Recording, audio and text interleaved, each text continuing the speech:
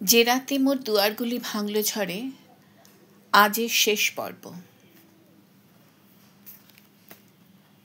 আজ অনিমেষ কাকুর শ্রাদ্ধ শান্তি হয়ে গেল।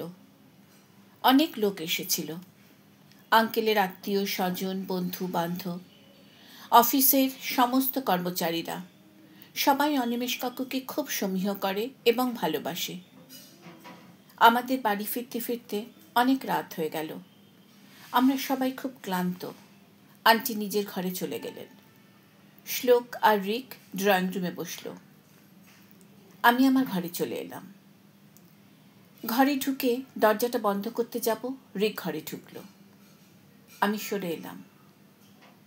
রিক দরজাটা সশব্দে বন্ধ করে দিল। আমার দিকে এগিয়ে এলো। হোয়াটস রং উইথ ইউ?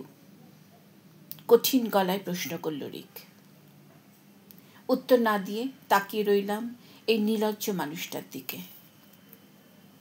রিক আবার জিজ্ঞেস করল, হোয়াটস রং উইথ ইউ? তোমার কি হয়েছে আরাধনা? গলার স্বর এবার আরো কঠিন।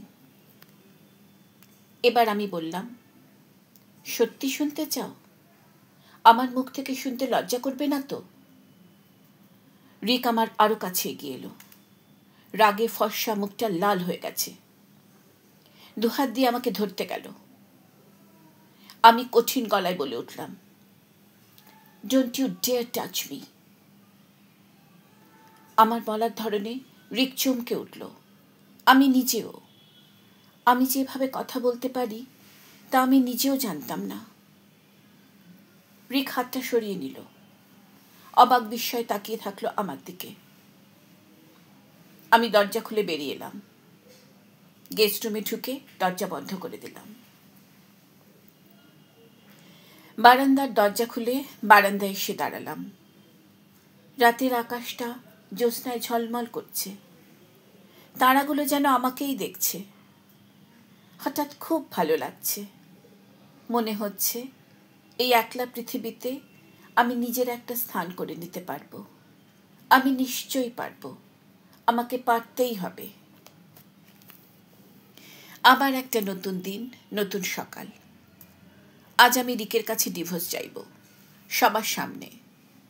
মনে মনে নিজেকে প্রস্তুত করে নিয়েছি।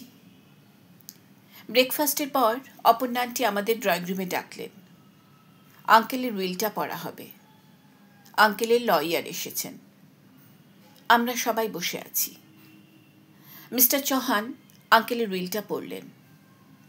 অনিমেষ কাকু ওনার সমস্ত সম্পত্তি 4 ভাগে ভাগ করেছেন। লন্ডনের অফিস ও বিজনেস রিকের নামে করা হয়েছে। মুম্বাইয়ের অফিস ও বিজনেস অপর্ণা আন্টি, শ্লোক এবং আমার নামে করা হয়েছে। মেরিন ড্রাইভের এই বাড়িটা অপর্ণা আন্টির নামে করা হয়েছে। নোনাভালা এবং খান্ডালার 2টো বাড়ি শ্লোক এবং রিকের নামে করা হয়েছে। এছাড়া অফিসের কিছু লো ক্যাটাগরি স্টাফদের মধ্যে বেশ কিছু পরিমাণ টাকা ডিস্ট্রিবিউট করা হয়েছে। বিল পড়া হয়ে গেলে মিস্টার চৌহান চলে গেলেন। যাওয়ার আগে আন্টি ওনাকে জিজ্ঞেস করলেন, আপনি এনেছেন? মিস্টার চৌহান সম্মতিসূচক মাথা নেড়ে বললেন, ইয়েস ম্যাম। উনি ওনার ব্রিফকেস থেকে একটা কাগজ বার করে আন্টির হাতে দিলেন। দেখে মনে হলো একটা কোর্ট পেপার। আন্টি কাগজটা দেখে নিজের কাছে রেখে দিলেন। মিস্টার চৌহান চলে গেছেন। আমরা সবাই বসে আছি। আমি মনে মনে নিজেকে প্রস্তুত করছি ডিভোর্সের কথাটা বলার জন্যে। ঠিক তখনই অপর্ণা আন্টি মিস্টার চৌহানের দেয়া কোর্ট পেপারটা রিকের দিকে এগিয়ে দিলেন। রিক হাত বাড়িয়ে পেপারটা নিল। পেপারটা পড়ে অবাক হয়ে অত্যন্ত উত্তেজিত কণ্ঠে বলল, হোয়াট ডাজ ইট মিন মা? আমি আর শ্লোক অবাক চোখে তাকিয়ে আছি। অপর্ণা আন্টি ধীর স্থির শান্ত কিন্তু অত্যন্ত কঠিন গলায় বললেন, ডিভোর্স নোটিস। তুমি আরাধনাকে ডিভোর্স দিচ্ছ রিক। আমি অবাক বিস্ময়ে তাকিয়ে আছি আন্টির দিকে। শ্লোকও দারুণ অবাক চোখে তাকিয়ে আছে আন্টির দিকে। রিক ভীষণ উত্তেজিত হয়ে কিছু বলতে যাচ্ছিল। আন্টি রিককে থামিয়ে দিলেন। গম্ভীর কণ্ঠস্বরে আবার বললেন, আরাধনা তোমার সঙ্গে আর থাকবে না রিক।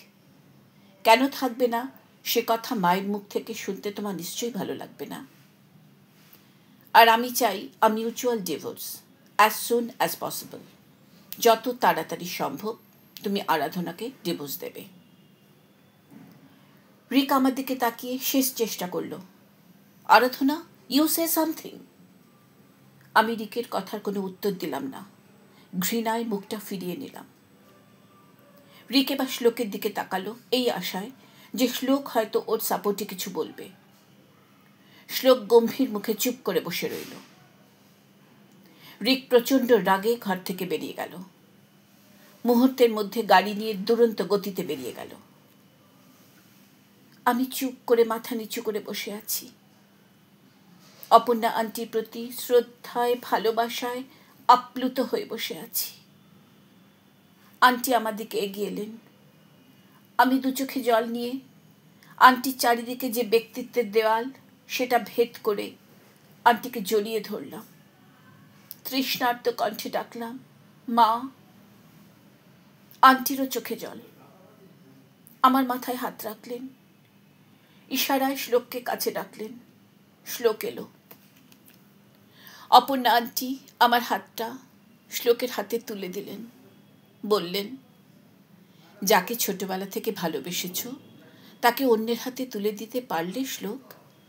তোমার মনের কথাটা তুমি যদি একবার এই মাকে জানাতে, তাহলে আমার মেয়েটা আজ এত কষ্ট পেত না। দু চোখে জল, মুখে হাসি নিয়ে অপর্ণা আন্টি চলে গেলেন। আমি আর শ্লোক সজল চোখে নির্বিনেশ নয়নে চেয়ে রইলাম ওই মায়ের দিকে। শ্লোক দুহাতে আমাকে ওর বুকে টেনে নিল। আমি পরম শান্তিতে শ্লোকের বুকে মুখ গুজলাম। শ্লোকের বুক ভেসে গেল আমার এতদিনের জমিয়ে রাখা কষ্ট আর অভিমানের অশ্রুধারায়।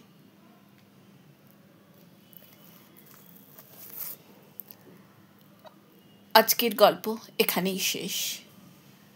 এরপর আমি আবার একটা আমার নতুন উপন্যাস নিয়ে তোমাদের কাছে আসছি।